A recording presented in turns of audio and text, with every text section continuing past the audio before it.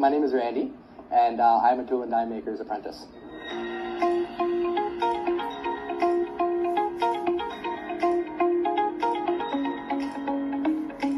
Becoming a tool and die maker for me, I just fell in love with it at first sight.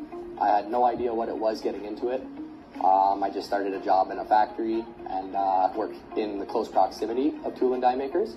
And just seeing how much they were relied upon to keep the factory moving is what gained my interest initially. You always hear people talk that they don't want to do the same thing every day. This is as close as you can get. There are jobs that happen where it becomes tedious. There's days that are longer than others. But in the general aspect of the job, it's a new thing every day.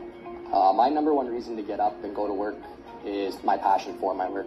I truly enjoy what I do, so that gets me up every morning very early. And I do quite a long drive to work to do it, but you got to do what you got to do for what you love. As a tool and die maker, some of your responsibilities, it's fairly broad.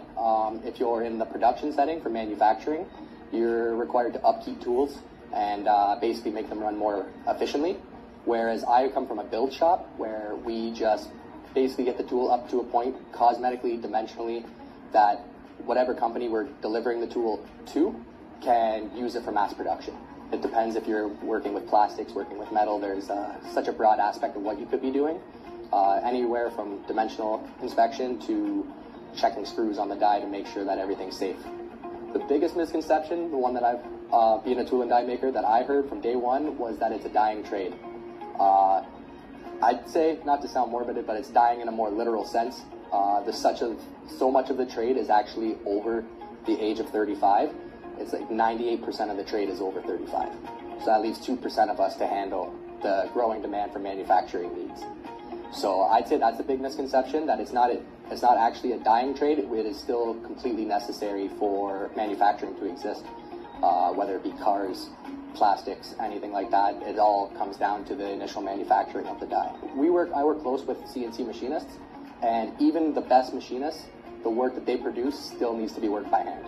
That's the dying trade, as they would tell me, was that you're going to lose your job in 5 years. They're going to be run by computers or robots. So I'd say that's a huge misconception of the trade. Trades in general, I think, are in desperate need of young people. Tool and die especially, it's not a trade that is taught or even spoken of in school. I went through shop class, metal shop, all that working through high school, but nobody ever mentioned tool and die. I stumbled across it by accident. And the people I work with, it's very heavily passed down through family. So if anybody out there is interested, I'd say just put yourself out there, go to the factory, start as a general helper. You don't need to just jump into a trade that you might not like. Just go put yourself in that situation. Maybe you hate it, but there's so many trades out there, tool and die being one of them, that there's a trade for everybody, whether it's cooking or floral, anything. There's something out there for everybody. Anybody who is thinking to get into trades, to absolutely do it. At least give it a shot. I mean, it's not a huge portion of your life that you're giving up if you come out of it and you decide you don't want to do it. The skills gained from a trade are lifelong. To look for answers, I'm here in Rochester, New York. This place used to be the bike capital of America. They even had a national magazine about bike paths. And it's the home of University of Rochester astrophysicist, blogger, and NPR contributor Adam Frank. He's going to help us figure things out. Hey, Adam. Hey, Adam, how's it going? So the first question is, How much energy does my house use anyway? I mean, there's the lights, the air conditioner, the microwave, the dryer, the refrigerator, the water heater. And it all adds up to about 900 kilowatt hours every month. so where does that energy come from? Coal burned at this Rochester power plant. And water that turns the turbines at this hydro station on the Genesee River. Could Adam here generate that energy instead? After all, before the Industrial Revolution, we all depended on the power of humans and animals. So let's get set up. Adam's legs turn the wheel. The wheel hooks up to the generator and turns that motion into electricity. And that electrical energy is stored in the battery so that I can use it later on, even when Adam isn't pedaling. Now, if Adam's going to power my house, just like that power plant, he's going to need some fuel. This is the garbage plate, a Rochester delicacy. It contains about as much energy as a cup of gasoline, roughly 2 kilowatt hours. Unfortunately, Adam's not a very efficient machine. He can only convert about a quarter of the fuel he eats into energy. And some of that energy is just going to keeping him alive. His lungs breathing, his heart beating, his digestive system digesting. With the energy that's left, an elite cyclist can generate about 0.4 kilowatts for an hour. But Adam, he's not an elite cyclist.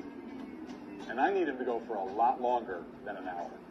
If he pedals for 8 hours a day, the best he's going to be able to maintain is about a quarter of what the elite cyclist can do. And that sums up to about 1 kilowatt hour per day. That would be enough to keep this lamp going, but remember, For our whole system, it's inefficient. Some of that energy gets lost on its way through the generator, and some on the way from the generator down to the battery. So at the end of the day, there's only about a half of a kilowatt hour in the battery. If he pedals all day for a month, scarfing down 120 garbage plates, He'll store away a grand total of 16 kilowatt hours. the same amount of energy in half a gallon of gasoline. Remind me, how much does your house need again? 900 kilowatt hours per month. It would take 50 atoms pedaling over time to power my house. And it would take the entire population of New York City to power every house and business in Rochester. and that bookie McReader pants is why you can't power your house with a bicycle. Ask us if there are more questions here and subscribe to our channel to follow the answers.